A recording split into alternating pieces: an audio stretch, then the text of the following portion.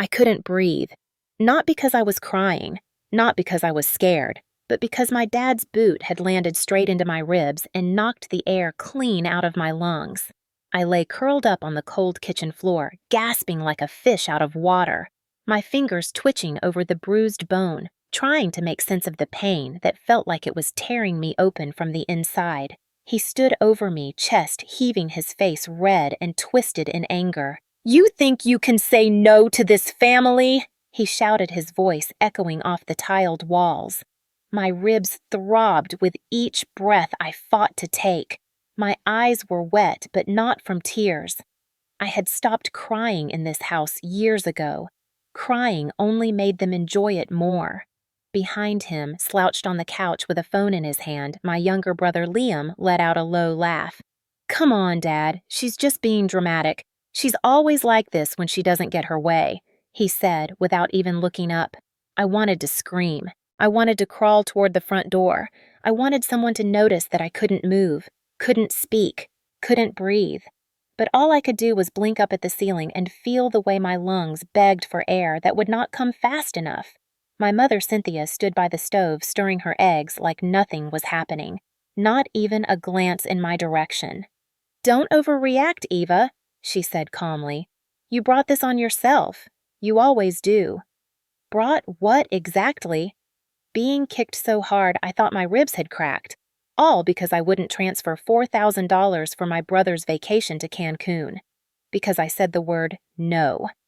Liam wanted to get away for a bit. His words.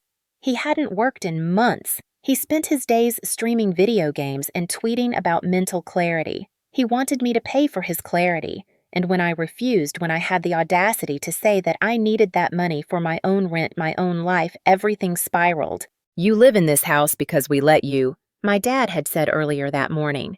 "You eat our food. You sleep under our roof. What makes you think your paycheck is yours?" I'd tried to keep calm. I'd tried to explain that I'd already paid the electricity bill, that the Wi-Fi and groceries had been on my card for the past 3 months, that I was barely holding on to my job with all the stress they were dumping on me. He didn't want to hear it. He wanted me to obey. So when I stood my ground and said I would not be paying for Liam's trip, he lunged. No warning, no time to move. Just one boot perfectly placed under my ribs and the sound of my body hitting the ground. My cheek pressed against the floor tiles. I stared at a stray cereal flake beneath the fridge and thought, I am 27 years old, and I still have to ask for permission to keep my own money. I heard Liam laugh again. "She'll pay," he said confidently. "She always does." My mother hummed as she plated breakfast. My dad turned and walked away like nothing had happened. And me, I stayed on the ground, struggling to breathe, struggling to exist, and for the first time in a very long time, I stopped feeling scared. I started feeling something else entirely. Something cold, something clear, something that would change everything. By the time I managed to stand up, my side felt like it had been hit by a sledgehammer. Each breath was a slow negotiation between pain and necessity. I didn't cry. I didn't speak. I walked to the bathroom, locked the door, and lifted my shirt. A dark purple bruise was already blooming across my ribs, pulsing with a deep ache that made my vision blur. I pressed my fingers gently along the edge. I couldn't tell if anything was broken, but I knew I wouldn't go to a doctor. Not because I didn't want to, but because I couldn't. No insurance, no savings, no privacy. Everything I had went into that house. Into them, rent, groceries, bills. I paid it all because I was the good one, the responsible one, the one who always helped, the one who never said no. Until I did. And this was what it cost. 4 years ago, after I graduated and got my first real job, I moved back home temporarily to save money. Or at least that was the plan. Back then, Roger had just retired early after a back injury that conveniently made him exempt from most responsibilities. Cynthia. My mother hadn't worked in over a decade, but still insisted on living like she did. And Liam. He had just dropped out of his second college, claiming the curriculum was too limiting for his creative vision. So I paid. At first, it felt fair. I owed them right. They raised me. I wanted to be generous, grateful, helpful. But gratitude turned to obligation, then expectation, then demand. They never asked. They told. I was buying groceries, covering utilities, fixing the car, paying overdue property taxes. Roger even once handed me an envelope of unopened mail and said, "Take care of this. I don't want your mother stressed. Liam wanted new headphones for streaming. Eva will buy them. Mom needed new clothes for church. Eva's card. Dad wanted a new recliner. Eva would figure it out." I remember once asking gently if Liam could pitch in by at least getting a part-time job. Roger slammed his glass down and barked, "Don't you dare shame your brother in this house." Cynthia added, "He's still finding his path. Not everyone's lucky to get a desk job like you." As if my stable income was something I stumbled into. As if years of school, unpaid internships, and burnout were just accidents. I stayed quiet. I kept giving, because silence was easier than confrontation, because I believed if I just gave enough, they'd appreciate me, that maybe one day they'd love me for something more than what I could provide.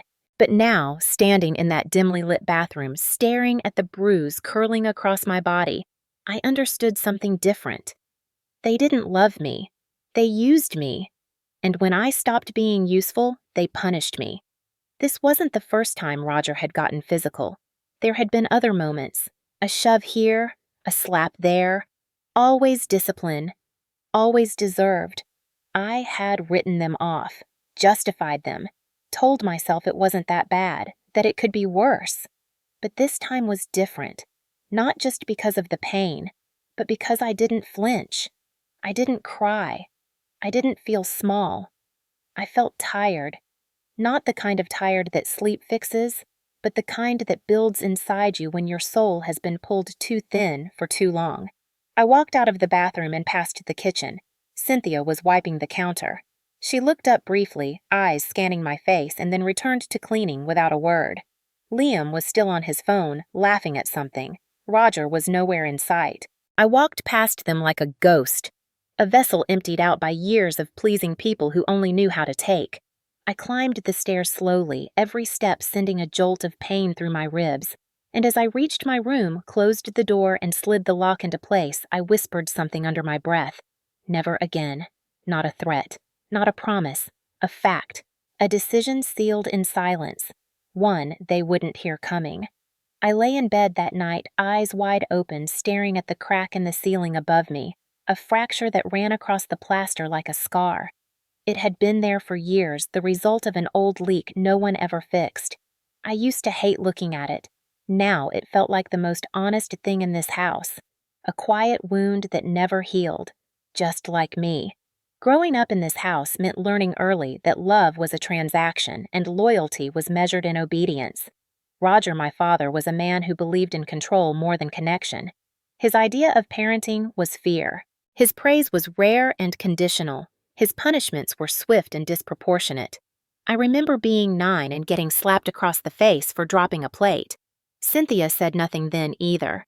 She just picked up the shards and told me to apologize for making a mess. Over time, I stopped seeing her as a mother. She was more like his shadow, echoing his opinions, backing up his cruelty with a calm voice and a soft smile. "He only yells because he cares," she would say.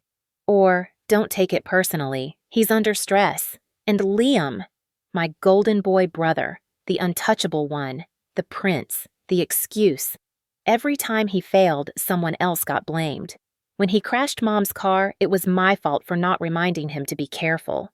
When he missed job interviews, it was because the family tension distracted him. And when he yelled at me, Roger said, "He's just frustrated. Give him space." I gave him space. I gave him money. I gave him rides. I gave him my laptop when his broke. I gave him my bed once when he brought a girl over unannounced. I gave and gave and gave, and all it taught him was that I had no boundaries he needed to respect. At one point, I thought maybe Cynthia would step in. I tried talking to her once last year when Liam demanded I cover his rent after he skipped 2 months. I remember sitting at the kitchen table explaining how I couldn't afford to keep supporting him while also saving for my own place. She looked at me with genuine confusion, like I had said something in a foreign language. "But you've always helped," she said. "Why change now?" "Because I am drowning." I wanted to scream, because this is not normal, because I am tired, But I said nothing, because I knew she didn't want the truth. She wanted compliance. This family didn't believe in honesty, only hierarchy. Roger at the top, Cynthia next to him, Liam floating above consequences, and me at the bottom, the foundation, the sponge, the scapegoat, the wallet, the one expected to be grateful for being needed while being punished for having needs. There was a time, maybe in my early 20s, when I still tried to earn their respect. I worked hard, sent money home, brought them gifts from business trips, planned birthdays, asked about their health. But every gesture was met with lukewarm acknowledgement, or worse, entitlement. And when I finally hesitated, questioned, asked for reciprocation, they acted like I had betrayed them. Like my independence was a personal attack. That was the most dangerous thing in this house. Not the violence, not the manipulation, but the belief that love required sacrifice from one side only. That being family meant handing over your body, your time, your money, your dreams, and never asking for anything back. I used to think something was wrong with me for feeling angry, for feeling hurt, for wanting distance. I thought I was broken for not loving them enough to endure everything in silence. But now I knew the truth. I was not broken. I was just waking up. And waking up in a house built on silence and fear is a dangerous thing. Because once you see it, you can't unsee it. You can't go back to pretending bruises are normal or that guilt is love. You can't hear "you owe us" without wanting to scream. That night, as the house fell into sleep, I lay awake with every terrible memory replaying in my mind like a movie I never agreed to star in. The missed birthdays, the insults dressed as jokes, the way they looked at me like I was both their solution and their problem. My side ached, my jaw clenched, but beneath the pain, something else was growing. Not hatred, not revenge, something quieter, sharper. I didn't know what it would become yet, but I knew this much. I was done surviving. It was time to begin something else entirely. The next morning, I moved slower than usual, every motion a reminder of the bruise pressed deep beneath my ribs. I wrapped my torso with an elastic bandage I found in the medicine cabinet and put on a loose hoodie to hide the way I winced whenever I turned. Downstairs, the smell of bacon drifted up with the sound of Liam laughing at something on his phone. Cynthia was humming again, that same tune she always used when pretending everything was normal. I didn't say a word as I poured coffee and kept my distance from the kitchen counter. Roger wasn't there, but his presence still lingered like smoke after a fire. My phone buzzed on the table. A message from my supervisor. "Need to talk today. Please come to my office at lunch." My stomach turned. I had only missed one deadline last week, and even that was because I was up all night helping Liam apply for some grant he never qualified for. I texted back that I'd be there. Cynthia looked over her shoulder. "Everything all right?" I nodded. "Just work." She smiled like that meant nothing. "Well, don't bring your home drama into the office. That's unprofessional." The irony nearly choked me. I left early, the house too suffocating, and drove in silence to the office. When I walked into my supervisor's office, she didn't look up right away. Then she glanced at me and sighed. "Eva, I've had some concerning calls about you." My heart stopped. Calls anonymous, but frequent. Someone claimed you've been emotionally unstable, that you've been erratic at work, that you might be stealing from the company. I blinked. "That's not true." "I know," she said quickly. "Your record's clean, your team speaks highly of you, and frankly, I've never seen anything to back that up. But corporate has a process. HR needs to open a case file. Just procedure you understand." I nodded numb. I already knew who did it. Roger had threatened to call my boss before. I never thought he would actually do it. Or maybe I did. Maybe I just hoped he wouldn't. When I got home, I went straight to my room and locked the door. My ribs throbbed from the tension. My mind raced with calculations. If I got fired, I couldn't move out. If I stayed, they'd keep escalating. They had crossed into sabotage now, deliberately putting my livelihood at risk. And they were good at it. They knew what to say, how to sound concerned, how to make their abuse seem like care. I checked my bank account. Nearly drained. My last 3 paychecks had gone toward utilities groceries and an emergency dental bill Liam claimed he had but never proved. Then I opened my laptop to work on the project I had been developing for months. It was a financial tracking system designed for small nonprofits to help them manage donations transparently. It was detailed, efficient, and had potential to become something real. I had built it from scratch, and now, as I opened the file, an error popped up. Corrupt file. Access denied. I tried again. Same result. Panic prickled at my neck. I checked the backup folder. Empty. My stomach dropped. I scrolled through the browser history. An unfamiliar email account had logged into my cloud storage 2 nights ago. Liam. Only he had access to my laptop. I ran downstairs, chest burning with fury. He was in the living room laughing at his phone again. "What did you do to my files?" I asked, voice low but shaking. He looked up lazily. "Chill, sis. I just shared them with a friend. He's helping me pitch the idea to a startup. Said he could get investors." I stared at him. "You stole my work. You live here. What's yours is ours. Remember?" Roger stepped into the room behind me. "Don't raise your voice in my house." "He stole my intellectual property," I snapped. "Your what?" He scoffed. "Don't act like you invented something special. You're lucky to have a roof over your head. Stop acting like a victim."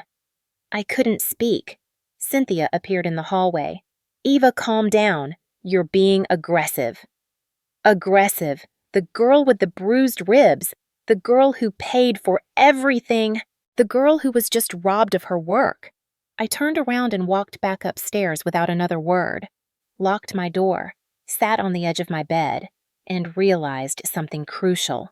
This wasn't just a toxic family anymore. This was war. And I was done playing fair. That night I didn't sleep.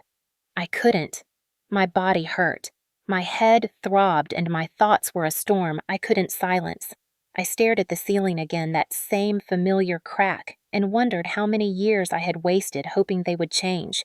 How many times I had bent myself backward, poured myself dry, thinking they would see me. Not just see what I could provide, but see me. They never had. And after what they did to my project, they never would. That system wasn't just a file. It was mine. The hours I'd put into building it were hours stolen from sleep, stolen from weekends, stolen from myself. I didn't go out. I didn't date. I didn't have hobbies. I worked and I gave. I was supposed to license the software in the fall. I had spoken to a local NGO that wanted to use it, and now it was gone. Not deleted. Worse. Taken. Repurposed. Sold under someone else's name. I checked Liam's Instagram before sunrise. He had posted a blurry screenshot of a collaboration with a tech startup. My design, my layout, my code. He even used some of my phrasing from the proposal I'd drafted. The caption read, "Big things coming. Thanks to my team for believing in the vision." I read it over and over until my hands went cold. I didn't feel rage. Not yet. Just disbelief.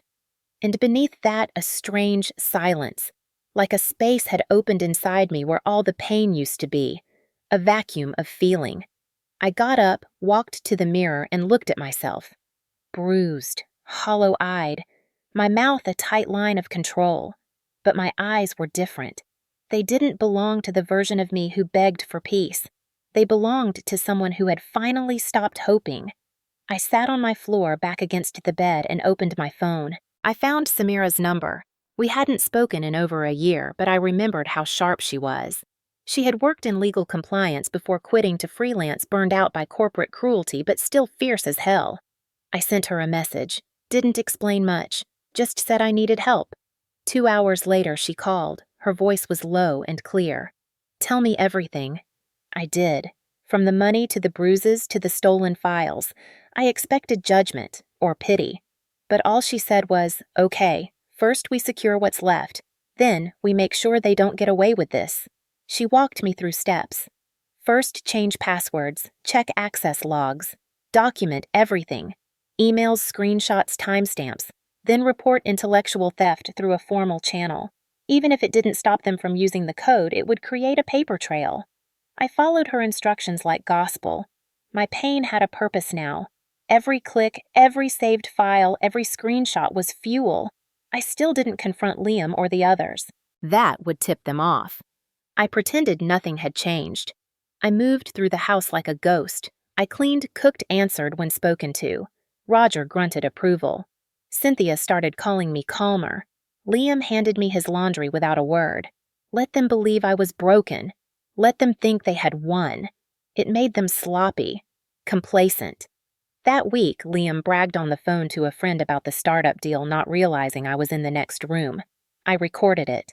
Cynthia left a folder of expired prescriptions on the kitchen table. I took pictures. Roger got drunk one night and started ranting about how you can't hit kids anymore without people crying abuse. I had my phone recording in my pocket. Every word was a weapon they handed me freely. I collected it all. Not for revenge, not yet. I needed to protect myself first. Samira connected me with a friend who helped me refile my intellectual property claim under emergency conditions. It wasn't perfect, but it was enough to establish a foundation.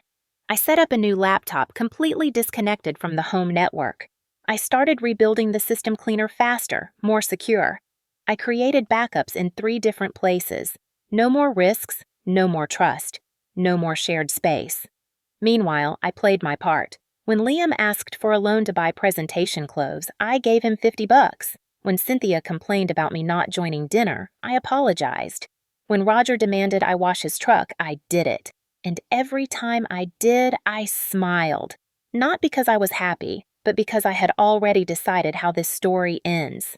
The day they stole from me was the day they gave me permission to walk away without guilt. The day Roger kicked me was the day I buried the last of my loyalty. The day they tried to destroy my future was the day they freed me from ever seeing them as family again. They thought I was quiet because I was scared, but they were wrong. I was quiet because I was planning, because I had finally learned that the best revenge is not just to win, it's to let them watch you do it while they fall apart. Samira became more than an advisor. She became a lifeline. We didn't talk often, only when necessary, but every conversation was like a thread pulling me closer to solid ground. She never asked why I stayed in that house so long. She never judged the bruises I didn't mention out loud. She understood in a way few people did. Quietly, fiercely, without pity. One evening she sent me a message that said, "Check your email." I did. There was a file attached with a detailed action plan how to file a cease and desist against unauthorized use of proprietary code, how to report identity misuse, and how to initiate an anonymous tip to the IRS for unreported cash flow, all documented with step-by-step guidance. "Only if you're ready," she'd written in the body of the email. I stared at it for a long time. The part of me that still craved peace hesitated, but peace had never been on the table. Control was. Ownership was. Freedom was. And I was ready. I followed the plan, slowly, methodically. I filed the paperwork. I submitted the reports. I forwarded the recording of Liam bragging about using someone else's code to the startup he had approached. Samira helped me write a formal letter of claim stating that any further use of my system would be met with legal action. We sent it directly to the company. The next day, Liam stomped into the kitchen waving his phone and yelling, "What the hell is this, Ava? You're trying to ruin my life!" I stayed seated stirring my tea. "Just reclaiming what's mine," I said. Roger stood up from the couch. "You don't get to make decisions like that in this house." I looked at him slowly. "Then it's a good thing I'm not staying in this house much longer." He blinked, thrown off by my calm. Cynthia stepped in.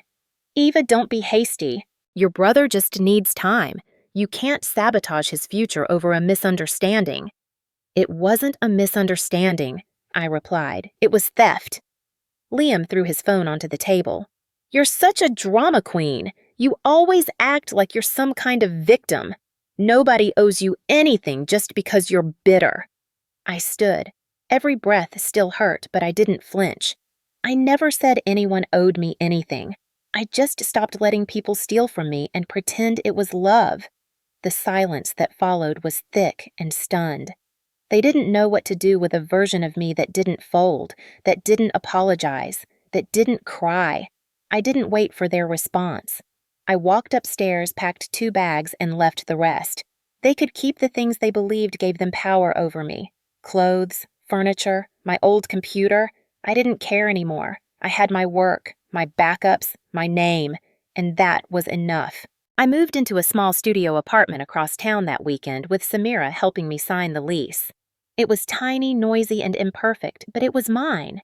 The first night, I slept on a borrowed mattress on the floor and felt something I hadn't in years. Safety. No one yelled. No one banged on the door. No one asked for my money or mocked my silence. It was just me and the sound of the city humming outside my window. The bruise on my side was fading, but the memory hadn't. I didn't want it to. I needed it, not to dwell, but to remember. What they did, what they thought they could get away with, what they thought I'd tolerate forever. Samira texted me the next day. They're unraveling. Startup dropped him. IRS opened a file. Want updates? I smiled at the screen. Only the highlights, I replied. I didn't want revenge porn. I didn't want to watch every second of their downfall. I just wanted to know that the storm I walked through left a mark on something other than me. And it had. They were losing their grip. The world they had built around control and illusion was cracking, and I didn't even have to raise my voice. All I had to do was walk away and let the truth follow them like a shadow they couldn't outrun. Moving into my own place didn't fix everything, but it made one thing clear: I was no longer theirs. And once I no longer belonged to them, they started unraveling faster than I expected.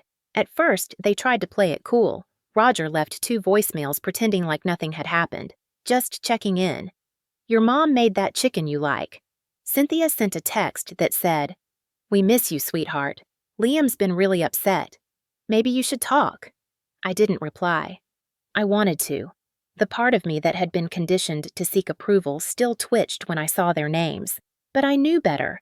This wasn't reconciliation. It was a rope being thrown to pull me back in. So I waited. I watched. I planned. I didn't want to destroy them. Not exactly. I just wanted to make sure they could never do to anyone else what they had done to me. And more importantly, I wanted them to feel it. Not just the consequences, but the loss. The void left behind when the one person who held them together finally stopped carrying their weight. The first move was subtle. I filed a formal claim on the utilities account I had been paying under my name. I canceled my autopay. I transferred everything to their address and requested removal of my personal data. A few days later, Cynthia texted, Why is the electricity bill in collection? I ignored it. Then I reported my old laptop, which Liam still used as compromised. It had been purchased through my company's tech stipend and was technically still under corporate monitoring. I had it locked remotely. A few hours later, Liam posted a passive-aggressive tweet. Funny how some people are so bitter they'd rather see you fail than succeed. I bookmarked it. Proof of behavior. Then came the real strike. Roger had always prided himself on being a respected veteran in the community.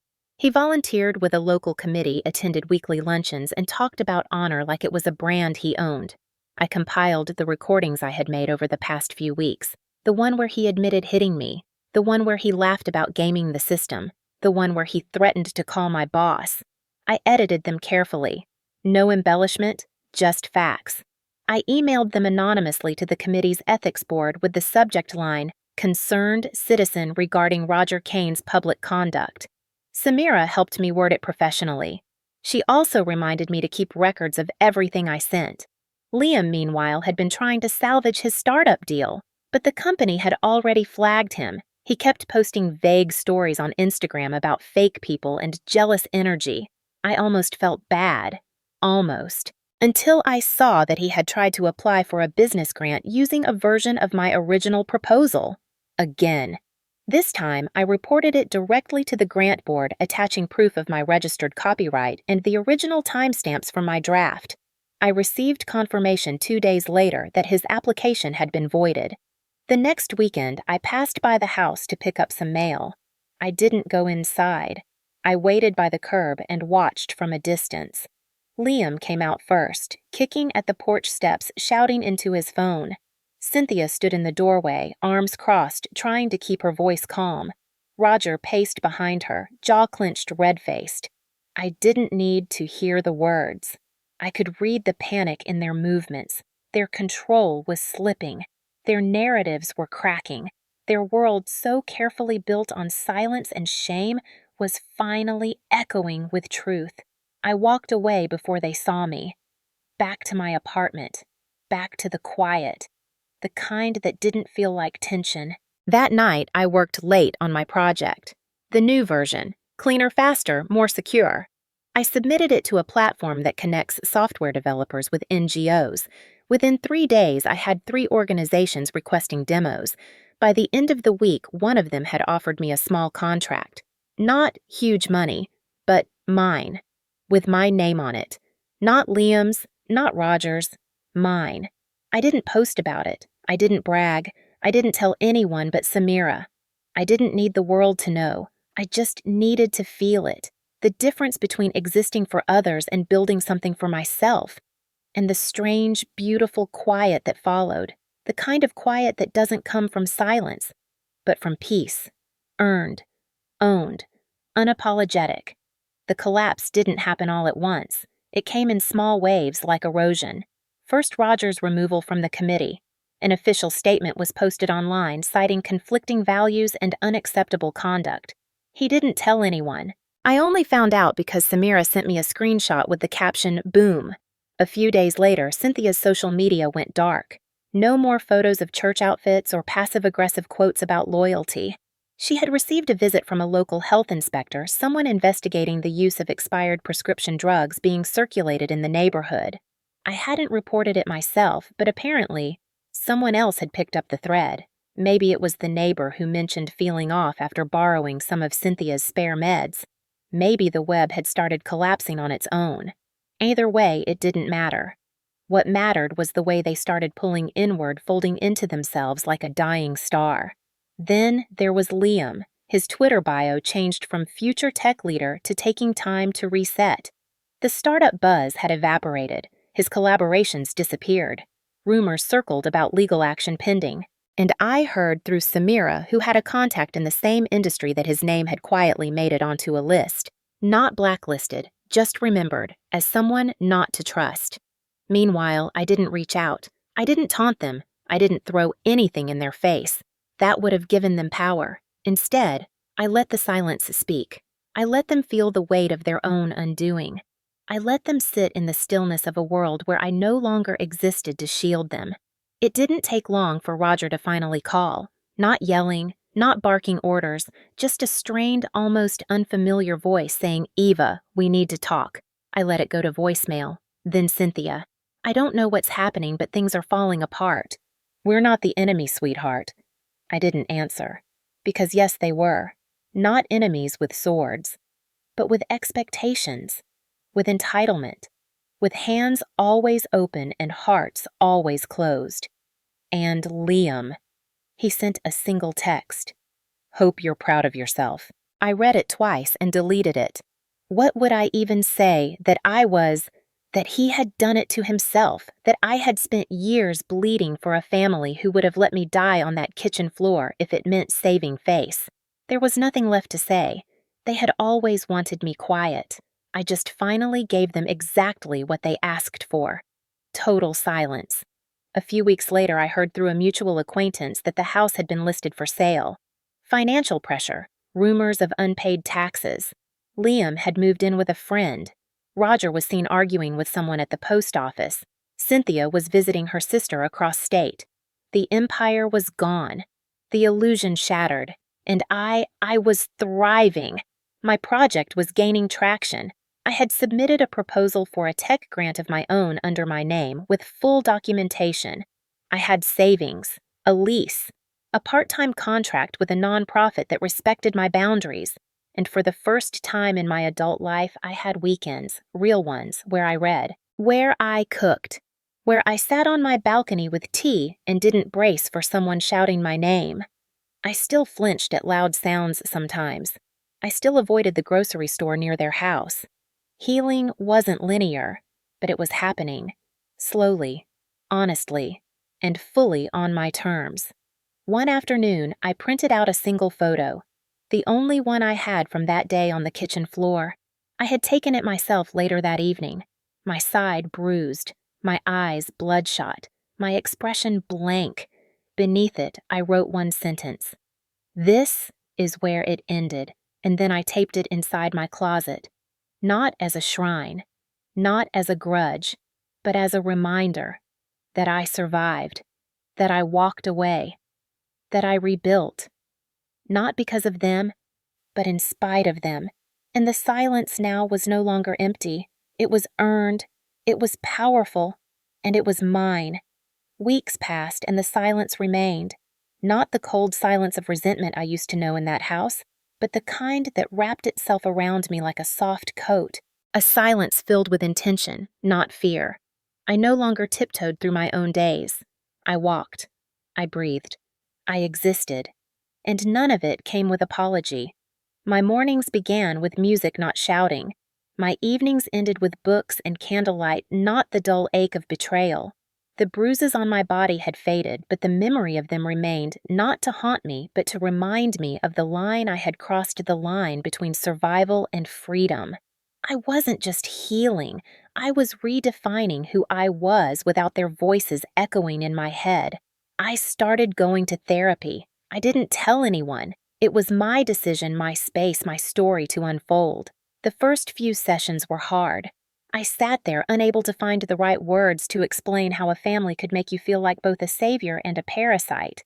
But eventually, I found language for the things I'd kept buried, for the guilt that came with saying no, for the shame that lingered after years of being told my value was transactional, for the part of me that still wanted to check on them despite everything.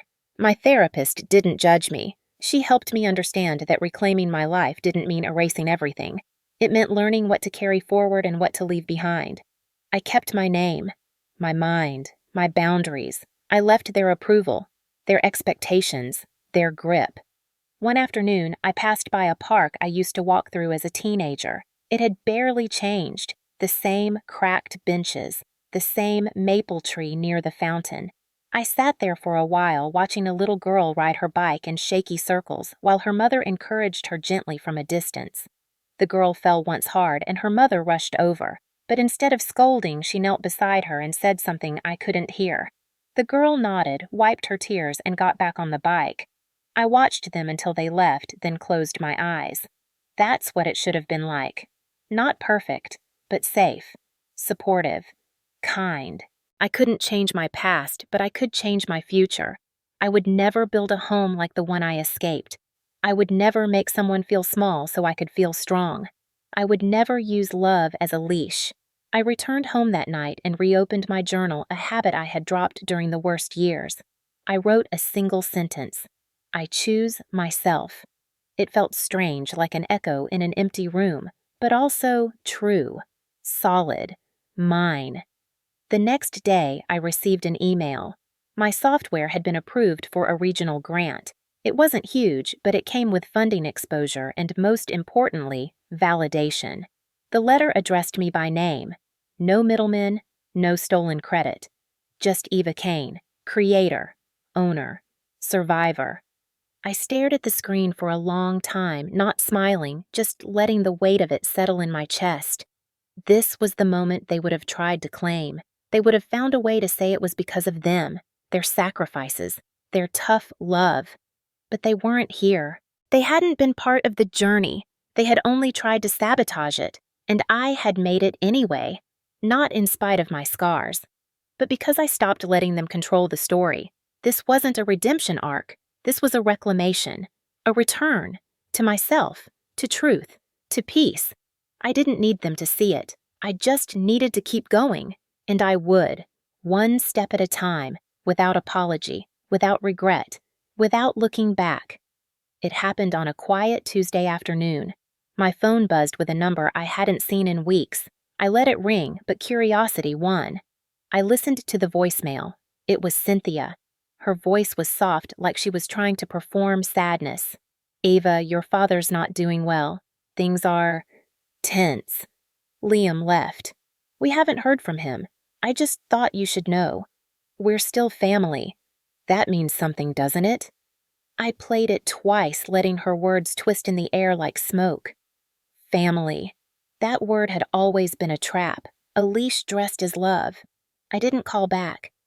I didn't need to. A few days later, I passed by the old neighborhood on my way to a client meeting. I hadn't planned to stop, but something made me pull over near the house. It looked smaller now, shrunk by silence.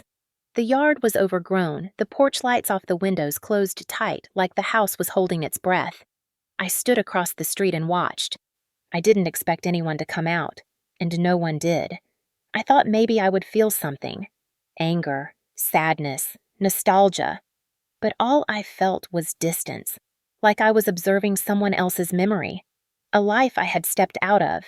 I took a photo, not for revenge, just for closure. Proof that I had been here, that I had made it out, that I no longer belonged. When I got home that evening, I printed the picture and taped it beside the photo from the day of the bruise.